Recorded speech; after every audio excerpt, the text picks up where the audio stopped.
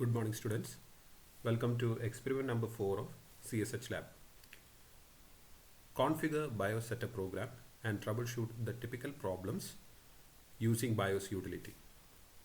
ഒരു BIOS setup program എങ്ങനെ configure ചെയ്യണമെന്നും typical problems arise ചെയ്യുന്നത് BIOS utility വെച്ച് എങ്ങനെ ട്രബിൾ ഷൂട്ട് ചെയ്യാമെന്നുള്ളതാണ് നമ്മൾ ഈ വീഡിയോയിൽ പഠിക്കാൻ പോകുന്നത്. ഓക്കെ, സോ നമുക്ക് ആദ്യം BIOS എന്താണെന്ന് നോക്കാം. We go to the first slide. BIOS. BIOSന്റെ full form എന്ന് പറയുന്നത് Basic Input Output System. It is the program a computer's microprocessor uses to start the computer system after it is powered on. അതായത് power on ചെയ്തതിന് ശേഷം ഒരു computer system start ചെയ്യാനായിട്ട് computer micro processor use ചെയ്യുന്ന ഒരു പ്രോഗ്രാമാണ് BIOS. BIOSന് വേറൊരു function കൂടിയുണ്ട്.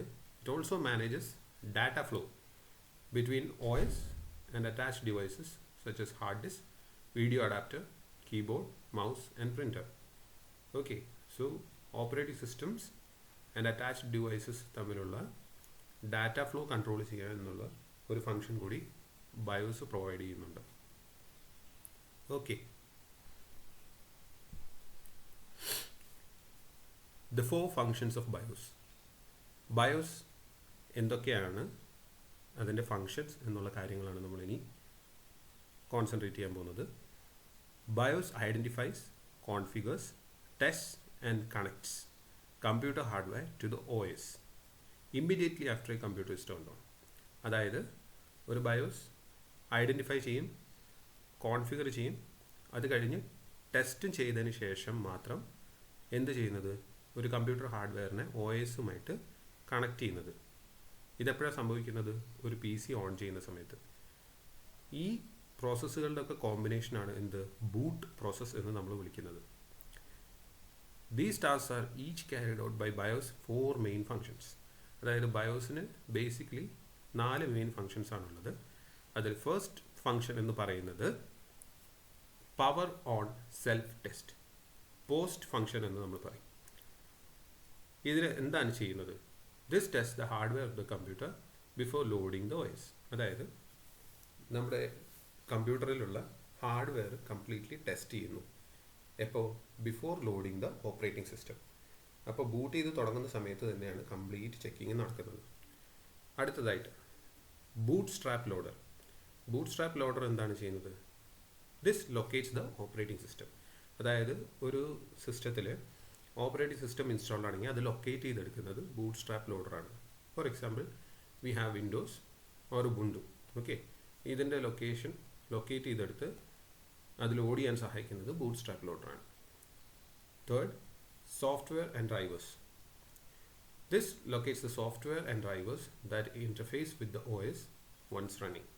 ഓക്കെ, സോഫ്റ്റ്വെയർ സ്ലാഷ് ഡ്രൈവേഴ്സ് എന്ന് പറയുന്ന ഫംഗ്ഷൻ എന്താ ചെയ്യുന്നത്, സോഫ്റ്റ്വെയർ ആൻഡ് ഡ്രൈവേഴ്സ് ലൊക്കേറ്റ് ചെയ്ത് it interfaces with OS once it is running. Fourth one, CMOS setup, complementary metal oxide semiconductor. Okay, CMOS സെറ്റപ്പിൽ എന്താണ് ചെയ്യുന്നത്, this is a configuration program that enables users to alter hardware and system settings. അതായത് CMOS setup എന്താണ് ചെയ്യുന്നത്, it helps users to alter hardware and system settings. CMOS is the name of BIOS non volatile memory. അതായത് BIOSൻ്റെ non volatile മെമ്മറിനെയാണ് നമ്മൾ CMOS എന്ന് വിളിക്കുന്നത്. Okay, AMI BIOS. AMI BIOS എന്ന ടേം നിങ്ങൾ സിസ്റ്റം ഓൺ ചെയ്യുന്ന സമയത്ത് നിങ്ങൾ ശ്രദ്ധിച്ച് കാണും. Okay, so let's see what it is. AMI BIOS is a basic input output system chip developed and brand by American Megatrends Inc. അതായത് AMI BIOS എന്ന് പറയുന്നത് ഒരു BIOSൻ്റെ ചിപ്പാണ്. അത് ഡെവലപ്പ് ചെയ്തതും ബ്രാൻഡ് ചെയ്തതും അമേരിക്കൻ മെഗാട്രെൻഡ്സ് ഇങ്ക് എന്ന് പറയുന്ന കമ്പനിയാണ്. അങ്ങനെയാണ് AMI എന്ന പേര് വന്നത്. The AMI BIOS chip is the most commonly installed BIOS chip in modern PC computing. അതാണ് മോസ്റ്റ് കോമൺലി ഇൻസ്റ്റാൾഡ് ആയിട്ടുള്ള BIOS chip. When booting A computer, AMI BIOS name flashes in the lower left hand corner of the PC display screen. Okay, ഇപ്പോൾ Ami ബയോസിൻ്റെ information നമുക്ക് lower left hand കോർണറിലായിട്ട് available ആയിരിക്കും. ഇത് basically ഒരു ID string ആണ്. where AMI-BIOS chip is the BIOS chip installed on the motherboard. നമുക്ക് mother ബോർഡിലേക്ക് നമ്മൾ ശ്രദ്ധിക്കുകയാണെങ്കിൽ നിങ്ങൾക്ക് കാണാൻ സാധിക്കും ഒരു AMI-BIOS chip എന്ന് പറയുന്ന ഒരു സംഭവം അതിൽ ഘടിപ്പിച്ചിട്ടുണ്ടാവും. ഇതിൻ്റെ പ്രൈമറി ഫങ്ഷൻ എന്ന് പറയുന്നത് എന്താണ്? Starting and loading of the operating system. So AMI-BIOS chip ആണ് ബേസിക്കലി നമ്മുടെ സ്റ്റാർട്ട് ചെയ്യാനും ലോഡ് ചെയ്യാനും ഓപ്പറേറ്റിംഗ് സിസ്റ്റത്തിനെ ഹെൽപ്പ് ചെയ്യുന്നത്. Okay, so we go to the next topic, BIOS setup. Okay, BIOS setup utility reports system information and can be used to configure the server BIOS settings. Okay, അപ്പോൾ system information report ചെയ്യലും server BIOS settings configure ചെയ്യാനുമാണ് നമ്മൾ BIOS setup use ചെയ്യുന്നത്. BIOS as A setup utilities stored in BIOS flash memory.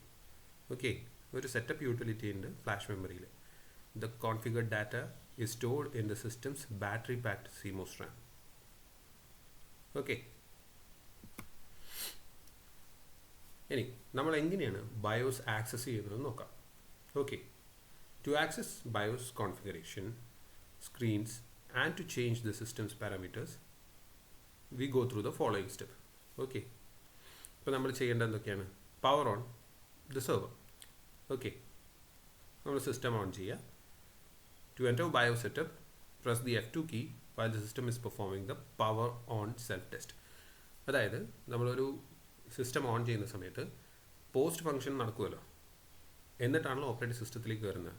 Before it goes into the operating system നമ്മൾ എന്ത് ചെയ്യണം? F2 button ഞെക്കി പിടിച്ച് നമുക്ക് നേരെ ബയോസ് സെറ്റപ്പിലേക്ക് പോകാം. പിന്നെ ഇൻ ഡിഫറെൻറ്റ് കമ്പനീസ് ഈ പറയുന്ന പോലെ നമ്മുടെ ബയോസ് ഫംഗ്ഷൻ കീ ഡിഫറെൻ്റ് ആണ്. ഓക്കെ, നമുക്ക് ചിലപ്പോൾ F2 പകരം F6, F8, F10 ഈ കീസൊക്കെ പ്രസ് ചെയ്യേണ്ടി വരും. It differs from company to company. Okay, ഇപ്പോൾ ഇത്രയും ഇൻഫർമേഷനായി. നിങ്ങൾക്ക് ഈ പിക്ചറിൽ കാണാൻ സാധിക്കും F2 എന്ന് പറയുന്നത് സെറ്റപ്പ് റൺ ചെയ്യാനായിട്ടായിരുന്നു. F8 എന്ന് പറയുന്നത് BBS പോപ്പപ്പിന് വേണ്ടിയിട്ടാണ്. F12 to boot from network. ഈ F12 എന്ന് പറയുന്നത് നെറ്റ്വർക്ക് ബൂട്ടിങ്ങിന് വേണ്ടിയിട്ടാണ് ചെയ്തിട്ടുള്ളത്. അതായത് ലാനിലൂടെ നമുക്ക് ബൂട്ട് ചെയ്യാൻ പറ്റും. Okay, when BIOS is started, the main BIOS setup utility top level screen appears. അതായത് ബയോസ് സ്റ്റാർട്ട് ചെയ്യുന്ന സമയത്ത് നമുക്ക് BIOS setup utility top level screen മുന്നിലേക്ക് കാണാൻ സാധിക്കും. അതിൽ ബേസിക്കലി എന്തൊക്കെയാണുള്ളതെന്ന് നമുക്ക് നോക്കാം. The screen provides 7 menu options across the top of the screen. അതായത് 7 മെനു ഓപ്ഷൻസ് ആണ് നമുക്ക് ബയോസിൽ കാണാൻ സാധിക്കുന്നത്.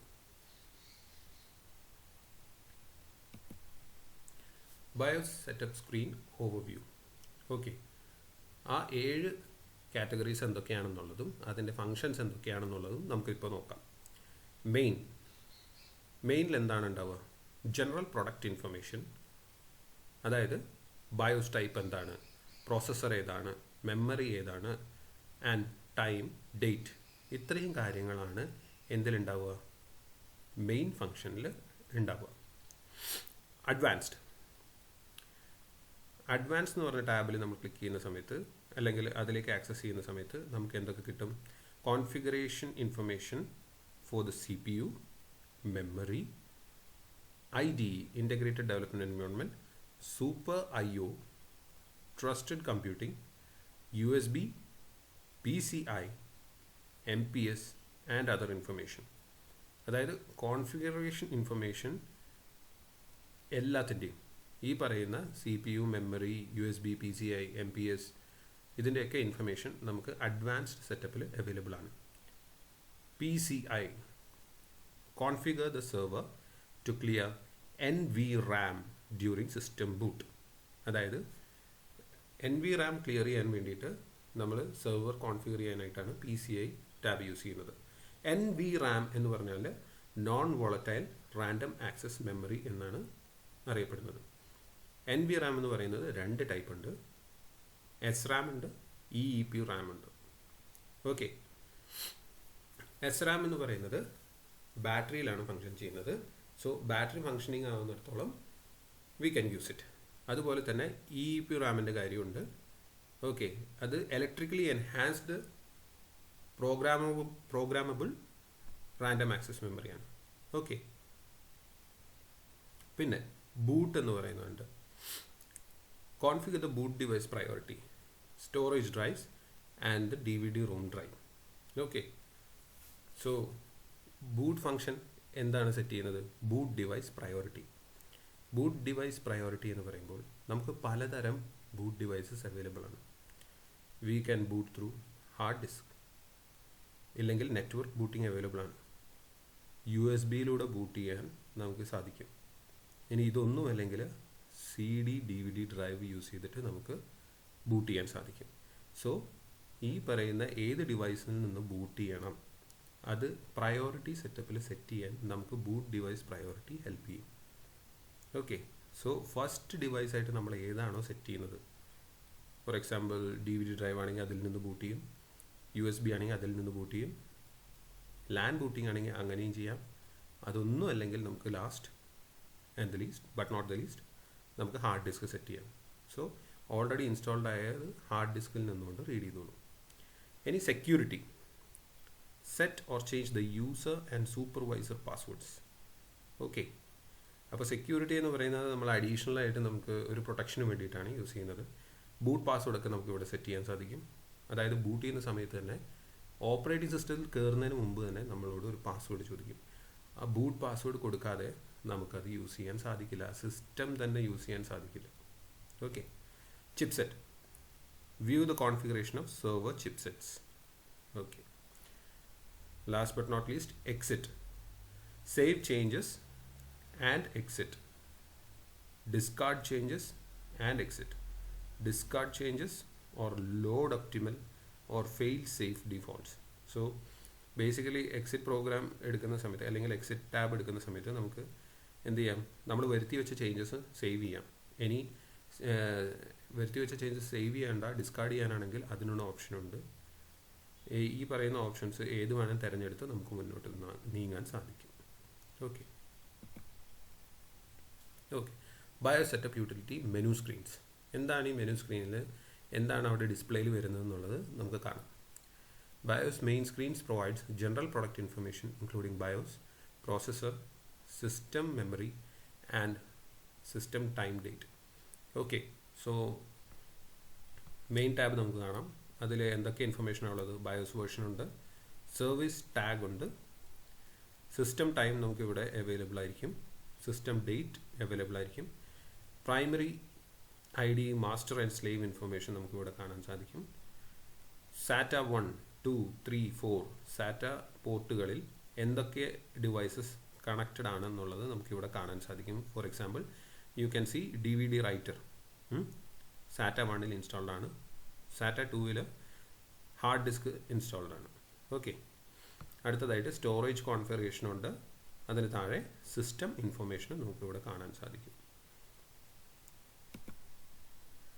അഡ്വാൻസ് ടാബ്, അഡ്വാൻസ് ടാബിൽ നമ്മൾ നേരത്തെ പറഞ്ഞ മാതിരി തന്നെ ക്യാഷെ ഇൻഫർമേഷൻ, CPU, PCI എല്ലാത്തിനെ കുറിച്ചുള്ള അഡീഷണൽ ഇൻഫർമേഷൻസ്, ഏതൊക്കെ ആക്റ്റീവ് ആക്കണം, ഏതൊക്കെ ഡിസേബിൾ ചെയ്യണം എന്നുള്ള ഓപ്ഷൻസ് ഒക്കെ നമുക്കിവിടെ കൊടുക്കാൻ സാധിക്കും.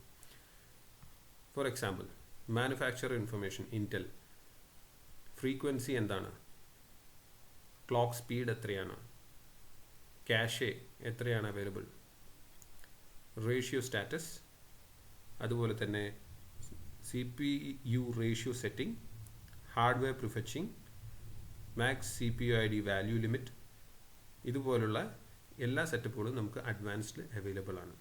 ഓക്കെ, ഇനി നമുക്ക് എങ്ങനെ ഈ വരുത്തി വെച്ച ചേഞ്ചസിൽ നിന്ന് പുറത്തേക്ക് വരാമെന്നുള്ളത് നോക്കാം. അതായത് ഈ ടാബുകൾ ഓരോന്നിലും നമ്മൾ ഓരോ സെറ്റിംഗ് ചെയ്തതിന് ശേഷം ലാസ്റ്റ് ഇത് സേവ് ചെയ്യാനായിട്ട് എക്സിറ്റിലേക്കാണ് പോകേണ്ടത്.